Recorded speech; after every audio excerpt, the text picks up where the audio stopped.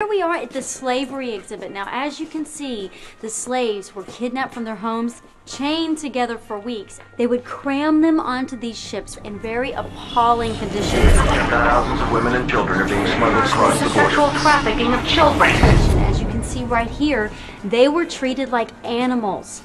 They worked all day long for no pay. In sweatshops raided by police, children forced into slave labor. Some of the slave masters were very cruel. They whipped them and they beat them, as you can see in some of these pictures. Assault, brutal, even fatal. So, before moving on, are there any questions? Does this still happen today?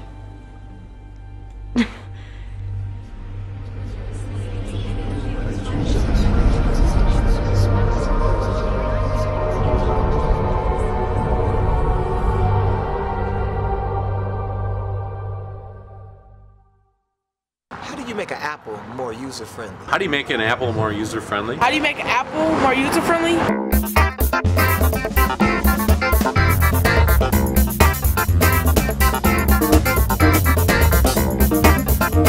can't. You can't. You can't. You can't. You can't. You can't. How do you make a user more apple-friendly? The Flint Apple Club. The Flint Apple Club. The Flint Apple Club. The Flint Apple Club. The Flint Apple Club. The Flint Apple Club.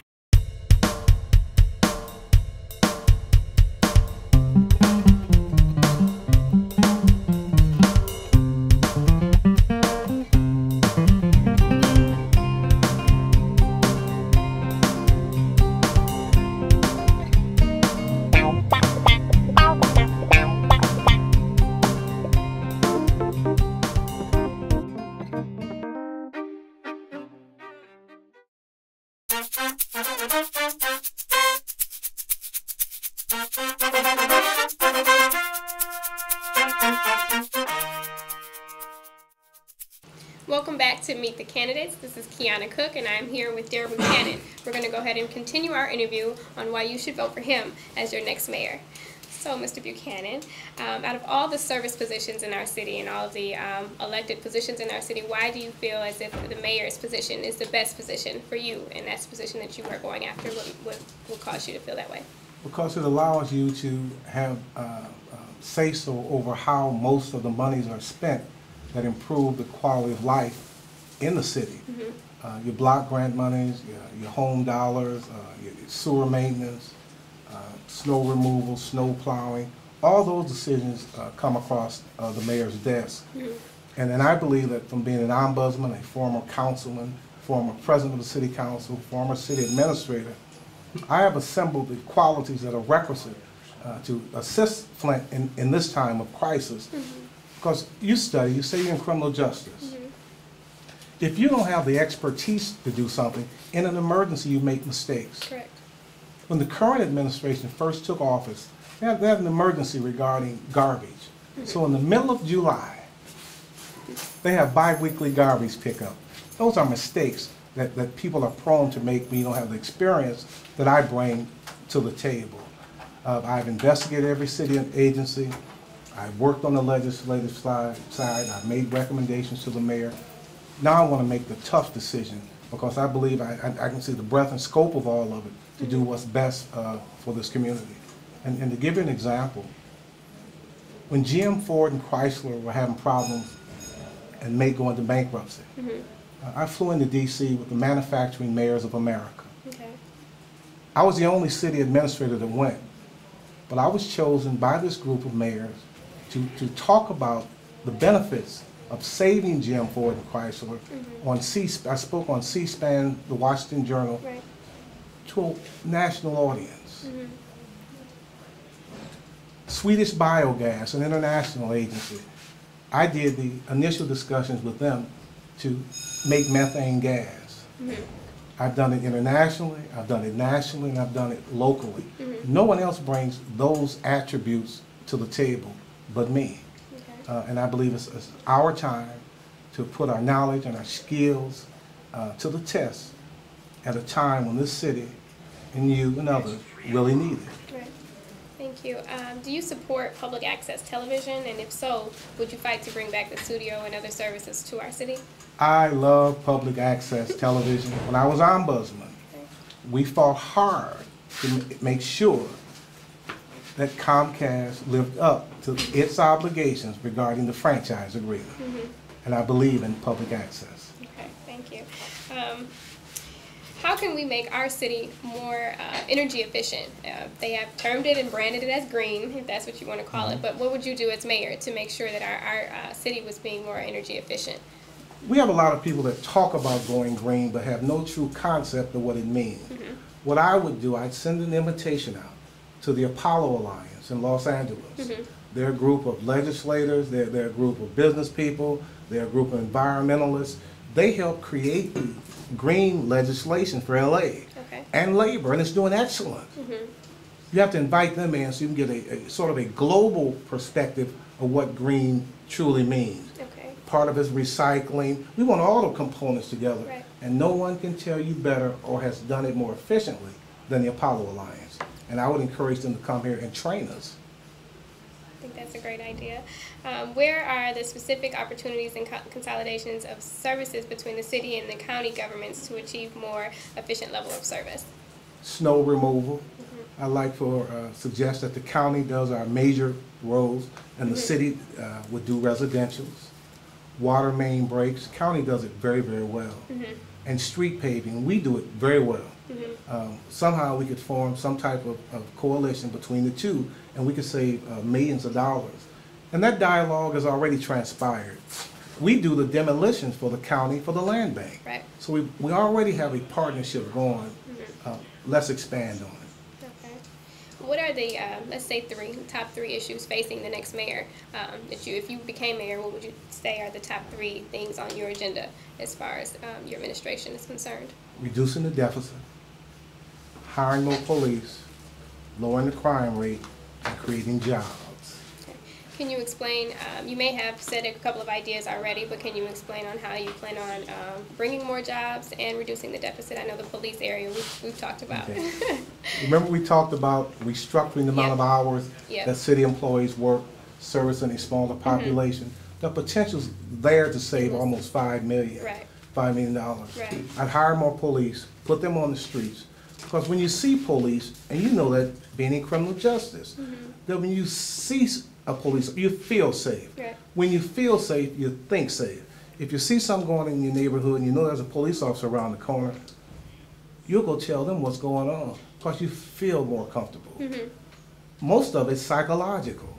We have to get over the psychological hurdles to feel safer in our communities, and we can do that. How would you suggest that we do that? I guess this question is just curiosity of my own, being a criminal justice major prior. That was just a question of mine. Just hire more police and look behind the police station. If you know that there's an alleged drug house, say in the 300 block of East, just say whatchamacallit Street. Take one of your cruisers, park it across the street from the drug house, and leave the siren on without making any noise. You might say, Buchanan, that won't do anything. When you drive to Ohio and you see a dummy in a state police car, do you continue speeding or do you change your behavior?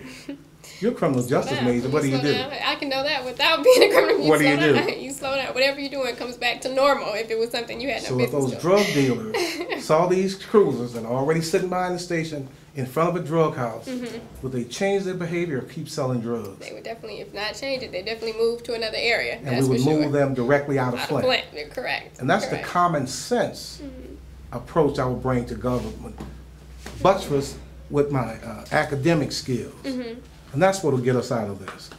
Academics and common sense, and that's the difference. Okay, I see the construction in the city of Flint is in the midst of revitalizing downtown and other areas and bringing back a lot of businesses and different opportunities that we haven't had in the recent years. You did touch on turning some of these areas into lucrative businesses, and how do you plan on doing that as mayor, attracting more businesses and opportunities to our city to bring other tourists and other residents to our city? Number one, we are back to the bricks. They cut back to the bricks off at the bridge, make a lot of money.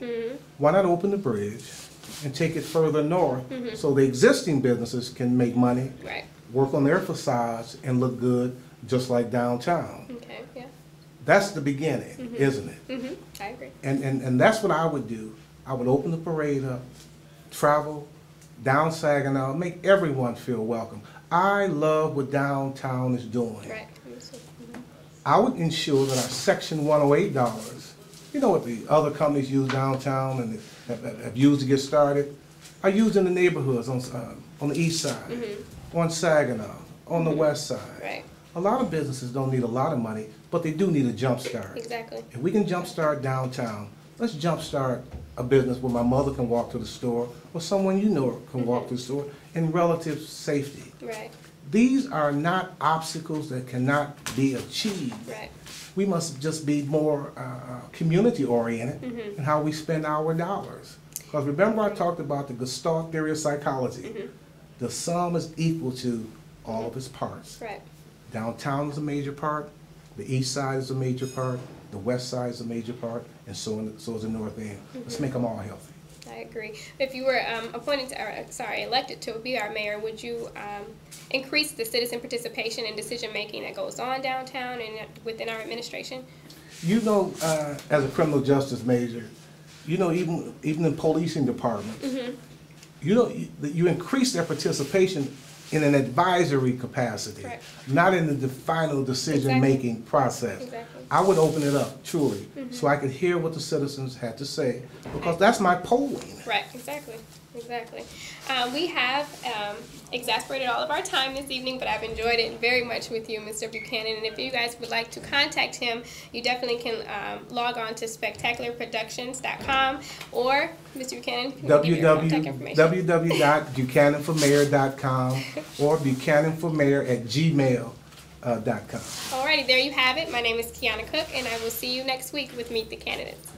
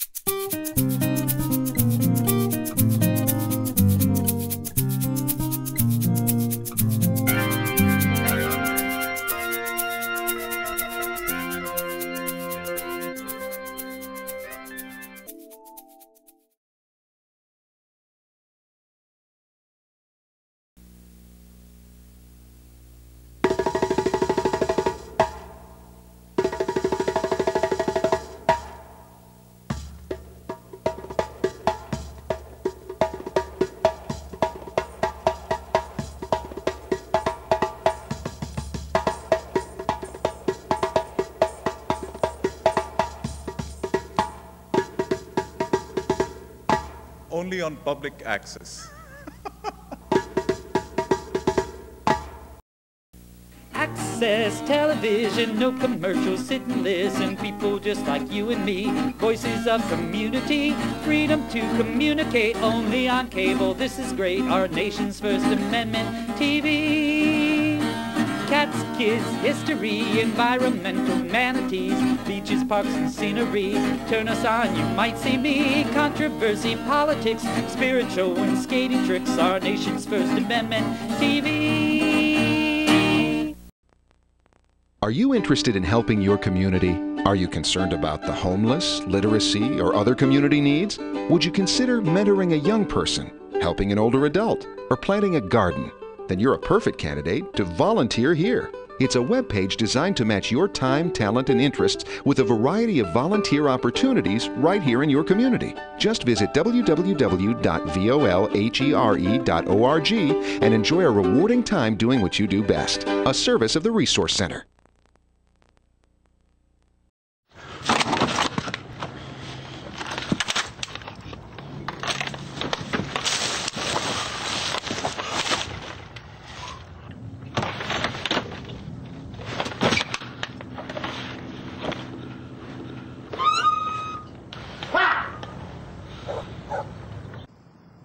The smallest moments can have the biggest impact on a child's life.